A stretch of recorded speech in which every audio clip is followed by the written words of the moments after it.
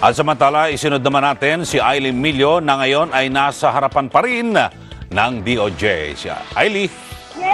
Yes, Eli, no? Masaya at sa mapayapang pamamaraan nga idinaraan ng mga miyembro ng Iglesia ni Cristo ang kanilang panawagan sa gobyerno, partikular sa DOJ ng hustisya. Hinggil ito sa tila pagbibigay ng kakaibang umanong atensyon ni Secretary Leila de Lima sa kasong inihain ni Isaiah Samson Jr. laban sa mga ministro ng INC na bumubuo sa sanggunian. Eli, no, kung ilalarawan ko yung sitwasyon dito, no, napakasaya ng atmosphere. Though yung mga miyembro ng Iglesia ni Cristo isinisigaw nila yung hustisya, pero sa masaya at maayos na pamamaraan naman nila ito isinasagawa. Sa ngayon, patuloy pa rin nga yung bagsa ng mga miyembro ng Iglesia ni Cristo dito sa Department of Justice para nga ipanawagan sa gobyerno yung kanilang hinihinging hustisya at patas sa paghawak nga ng kaso nitong DOJ.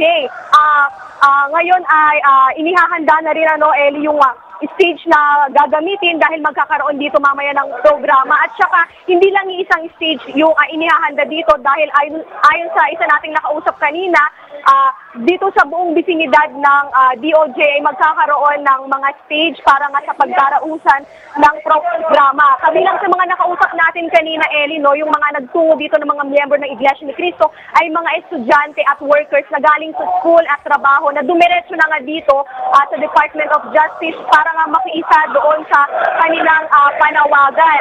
Nakakuha rin kanina ng atensyon, no, yung isang 73 years old na lolo na kahit na nahihirapan na siyang maglakad or tumayo, still nagpakita siya ng pakikipagkaisa nga dito sa Iglesia ni Cristo para iparating sa gobyerno na yung patas na hustisya.